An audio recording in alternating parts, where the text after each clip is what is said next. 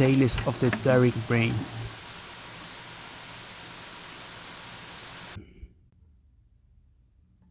Una lectura imperdible para los amantes de la ciencia, una lectura que nos adentra a un mundo totalmente nuevo, un mundo donde la inmersidad se apodera de nosotros, donde lo que pensamos en su momento queda derrumbado, donde todas las historias de ficción que nos contaron las películas se hacen realidad. El momento que pasa antes de morir.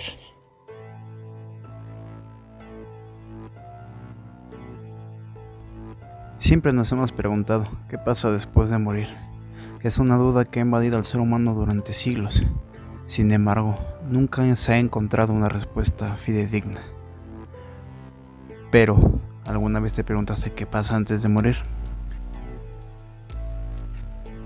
El científico estadounidense Christian Koch nos da un amplio panorama de lo que pasa justo antes de morir. ¿Son alucinaciones? ¿Es nuestra imaginación cuando vemos todo perdido? Ven, lo descubriremos juntos. El aclamado Ernest Hemingway, autor del bien conocido libro El viejo y el mar, nos abre camino con una experiencia cercana a la muerte, o al menos eso quiso dar a entender. Dice: morir es algo muy simple. He mirado a la muerte y realmente lo sé. Si hubiera muerto, habría sido muy fácil para mí.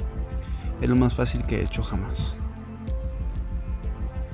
Con esta premisa podemos identificar qué es lo que Ernest quería dar a entender en uno de sus libros, llamado Las nieves del Kilimanjaro. Es una obra que nos platica un poco de su destino, que pudo ser bueno, malo o cruel, pero tiene una gran referencia a lo que vivió aquella ocasión que pudo perder la vida, siendo la oscuridad, el cese del dolor, el emerger a la luz y la paz, los principales elementos que abarca el hecho de casi morir. La ciencia ficción ha hecho este tema un verdadero espectáculo, pues esto ha sido mostrado no solo en películas, sino también en comerciales que se emitieron en televisión.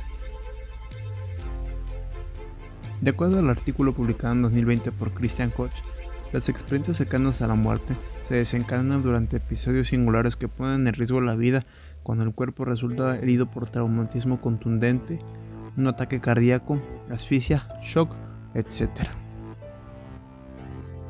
Este suceso no es tan común como podemos llegar a pensar, pues solo pasa en 1 de cada 10 que sufren un paro cardíaco. Las personas que experimentan este suceso y viven para contarlo cuentan cómo su cuerpo quedó atrás, como si despegaran del mismo. También comenta que se encontraron en un lugar que está más allá de las experiencias cotidianas que viven día con día. Esto no solo significa un hecho irrepetible, sino que también puede ser un punto de inflexión en las personas que sintieron dicho capítulo onírico. Las experiencias cercanas pueden ser buenas o malas, no hay término medio. Sin embargo, las buenas son las que se llevan la prensa, porque en su mayoría son experiencias que tienen que ver con la espiritualidad, donde el cielo y lo divino se hacen presentes en todo momento. Pero no todo es bueno, las experiencias malas se deben de conocer también. Estas se caracterizan por asemejarse a la oscuridad, a lo lúgubre, donde el terror intenso y la ansiedad dominan por completo el cuerpo y la mente de quien las experimenta. En 2017 se realizó un estudio por 2 investigadoras de la Universidad de Virginia, donde los profesionales dieron un cuestionario a 122 personas que tuvieron experiencias cercanas a la muerte. Les pidieron que compararan sus experiencias con los recuerdos reales e imaginativos que hayan pasado con anterioridad.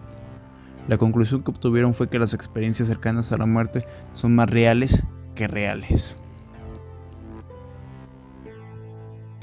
Las experiencias no son exclusivas de cuando estamos a punto de morir, sino que hay personas que buscan experimentar esta situación sin la necesidad de estar cerca de la muerte.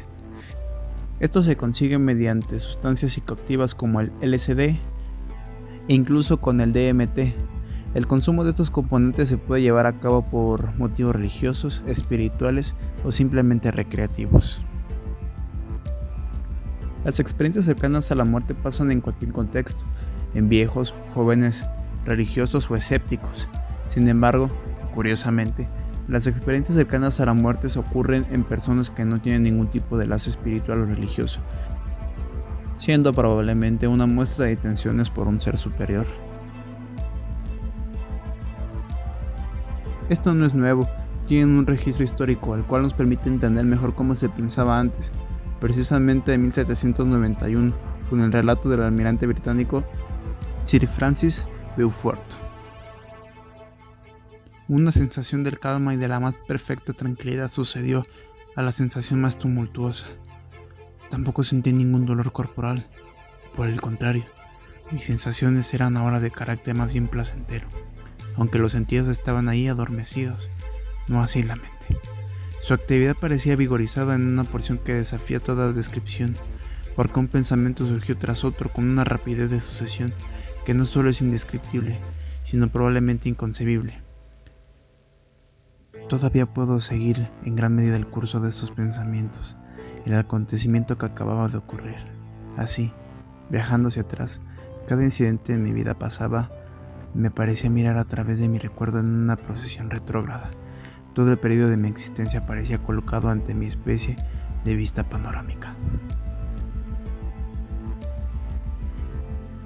Para esta sensación hay un motivo científico, el que realmente nos esclarece qué está pasando en este momento de lucidez u ofuscación. Depende del caso donde se presente. De acuerdo con Christian Koch, las regiones locales del cerebro se desconectan una tras otra. La mente, cuyos sustratos son las neuronas que permanecen intactas, hace lo que siempre hace. Cuenta una historia moldeada por la experiencia, la memoria y las expectativas culturales de una persona. La historia del cirujano escocés Alexander Hoxton nos muestra la otra cara de la moneda, donde todo es desesperanza y un poco de terror.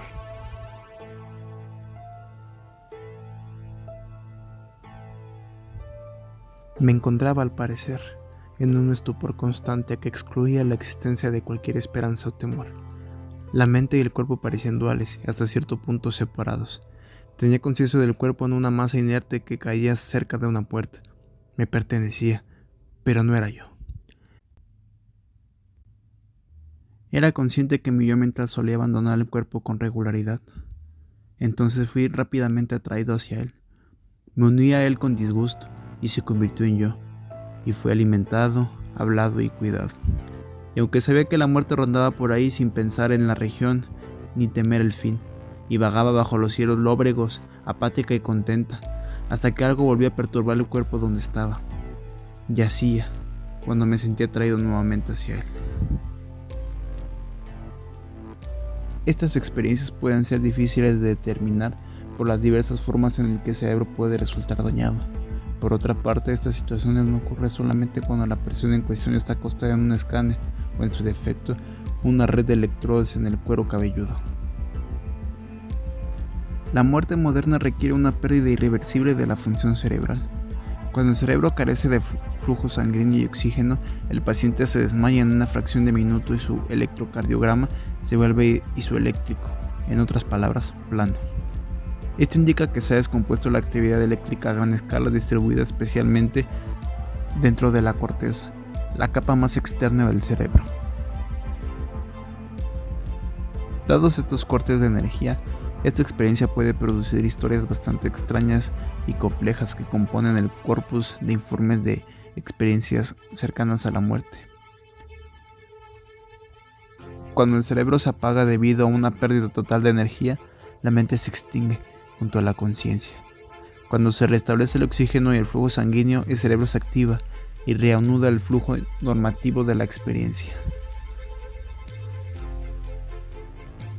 Los científicos han grabado en video, analizado y diseccionado la pérdida y posterior recuperación de la conciencia en individuos altamente entrenados, o sea, pilotos de la NASA.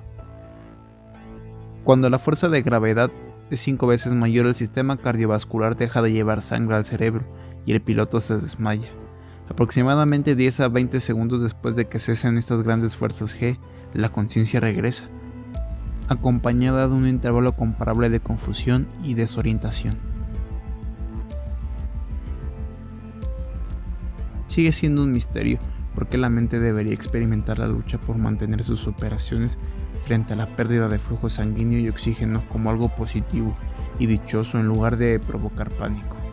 Sin embargo, resulta intrigante que el límite exterior del espectro de la experiencia humana abarque ocasiones en las que la reducción de oxígeno provoca sensaciones placenteras de alegría, aturdimiento y mayor excitación, como lo pueden ser el buceo en aguas profundas, el ascenso a grandes altitudes, el vuelo, la asfixia o el desmayo.